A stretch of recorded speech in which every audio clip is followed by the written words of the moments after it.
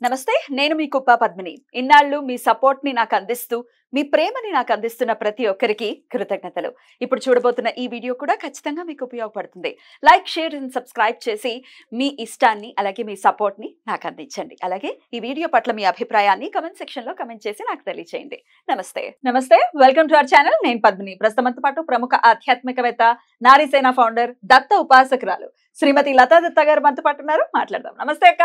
జయ గురుదత్తారా. అక్క, జాతకాల్లో మనం చూస్తూ ఉంటాం, ఎవరి దగ్గరైనా జాతకం చూపిస్తే మీకు కుజదోషం ఉందండి, రాహుకేతులకి సంబంధించిన సర్పదోషం ఉంది, లేకపోతే కాల సర్పదోషం ఉంది, ఇట్లా గురు శాపం ఉంది, తల్లి శాపం, ఇట్లా రకరకాల, అంటే మూన్ రిలేటెడ్ అయితే తల్లి గురించి శని ఉంది, పంచమ శని ఉంది, అర్ధాష్టం శని ఉంది, రాహుకేతువులు ఉంది, లేదంటే గ్రహాలు ఏ గ్రహానికైనా ఖచ్చితంగా అంతే కదా. అన్ని గ్రహాలు యోగించేటటువంటి పరిస్థితి ఉండదు, అన్ని గ్రహాలు పీడించేటటువంటి పరిస్థితి కూడా పరిస్థితి. సరే, అయితే ఒక్కొక్కరికి పాపం జాతకం లేని వాళ్ళ పరిస్థితి ఏంటి, ఎవరి వల్ల బాధింపబడుతున్నామో తెలియనటువంటి పరిస్థితి. మరి వాళ్ళ కోసం అనుకోవచ్చు, లేకపోతే ఈ గ్రహదోష నివారణ పూజలు చేయించుకోవటం మాకు స్తోమతకు మించినటువంటి విషయం అండి, మేము చేయించుకోలేము అనుకుంటే సర్వగ్రహ బాధ నివారణ కోసం ఏదైనా ప్రక్రియ ఉందా, ప్రత్యామ్నాయం ఉందా? తప్పకుండా ఉంది, అతి సులభంగా ఉంది. దాన్ని హనుమాన్ని ఆరాధించాలి. అసలు శని ఎఫెక్ట్ ఉంటేనే హనుమాన్ని ఆరాధిస్తారు. హనుమాన్ చాలీసా చదివితే శని ఎఫెక్ట్ నుంచి, ఏళ్ళనాటి శని ఎఫెక్ట్ నుంచి ఉపశమనం పొందుతాం, అర్ధాష్టం శని నుంచి ఉపశమనం పొందుతాం. దీని గురించి లాస్ట్ టైం ఒక కథ కూడా చెప్పాను, మళ్ళీ చూడని వాళ్ళ గురించి చెప్తాను. ఏమిటి అంటే, రామసేతు నిర్మించే సమయంలో హనుమంతుడిని కూడా ఏళ్ళనాటి శని సమయం వచ్చింది. ప్రతి ఒక్కరి జీవితంలో వస్తుంది కదా, శివుడికే తప్పలేదు. మరి అలాగా హనుమానికి వచ్చింది. కానీ మరి శనీశ్వరుడికి భయం హనుమాన్ని పట్టుకోవాలంటే. హనుమా నిన్ను పట్టుకునే సమయం వచ్చింది అంటే, నాకు ఇప్పుడు సమయం లేదన్నాడట. నేను రామసేతు నిర్మించాలి, రాముడి కోసం, లక్ష్మణుడి కోసం, మరి నేను లేకపోతే ఎలా? నా ధర్మం నేను నిర్వహించాలి కదా హనుమా, నా మాట విను కొంచెం అంటే, నేను 1.5 రోజే ఇస్తా అన్నారట. సమయం 1.5 రోజే అంటే, మరి ఆయన ఆజ్ఞే తీసుకుంటారు. ఎందుకు మరి? హనుమ చెప్పించేదేంటి? నిరంతరం రామనామం.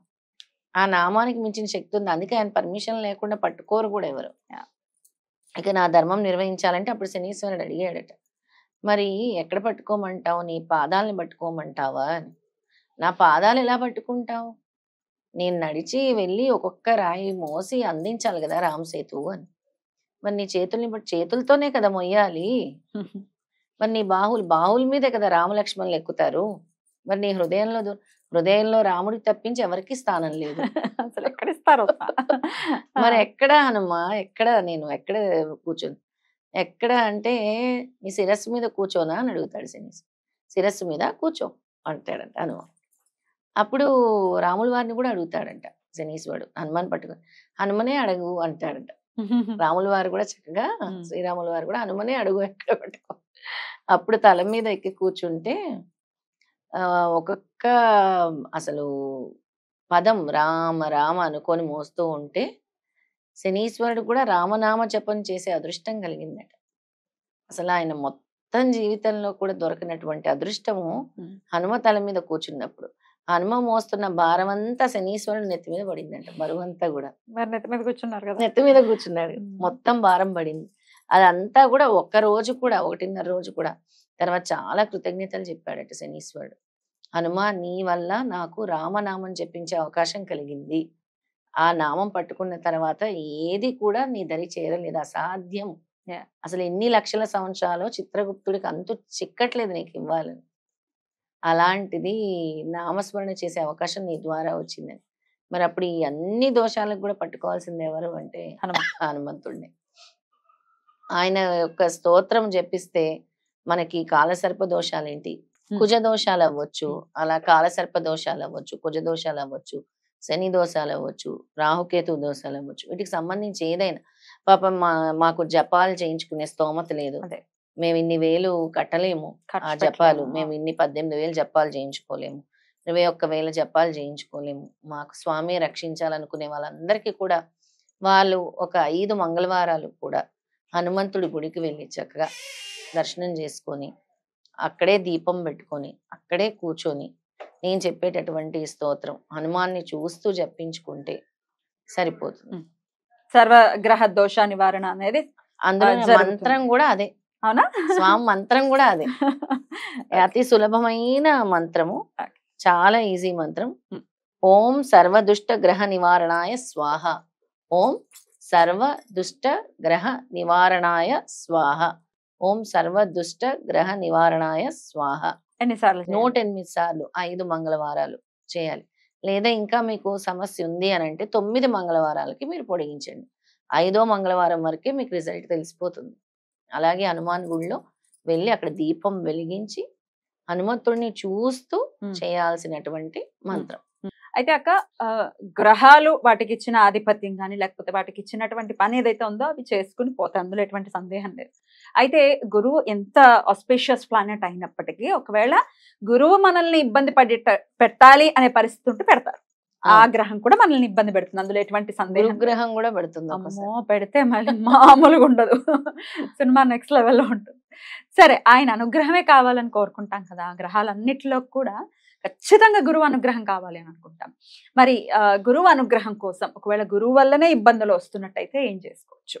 చాలా ఉపయోగకరమైన ప్రశ్న ఇది. నేనే చెప్దాం అనుకున్నాను. ఎందుకంటే మే 1 నుంచి గురువు మారిన తర్వాత కొన్ని రాసుల వారికి ప్రత్యేకంగా గురుబలం చాలా బాగుంది. కొన్ని రాసుల వారికి గురువు కొంచెం మాల్ఫిక్ ఎఫెక్ట్స్ చూపించే, అలాంటి వాళ్ళందరూ కూడా గురు దత్తాత్రేయ గుడిలకు గాని క్షేత్రాలకు గాని వెళ్ళాలి. లేదా వెళ్ళే సమయం లేకపోవచ్చు, వెళ్ళే అవకాశం లేని వాళ్ళందరూ కూడా గురువుని ఎక్కువగా పూజించాలి ఇంట్లో కూర్చొని. నేను ఎప్పుడు చెప్తూ ఉంటాను, ఎక్కువ శనగల ద్వారా మీరు ఏవైతే ఈ శనగలు ఉంటాయి, ఎల్లో కలర్ శనగలు ఉంటాయో అవి చక్కగా నానపెట్టి వాటిని మాలగా గుచ్చి 108 మాలగా గుచ్చి దత్తాత్రేయ స్వామి పటానికి వేసి, అలాగే నేను చెప్పినటువంటి మంత్రాలు చాలా ఉన్నాయి. దత్త గాయత్రి చెప్పాను, నేను దత్త గాయత్రి మంత్రం చెప్పాను.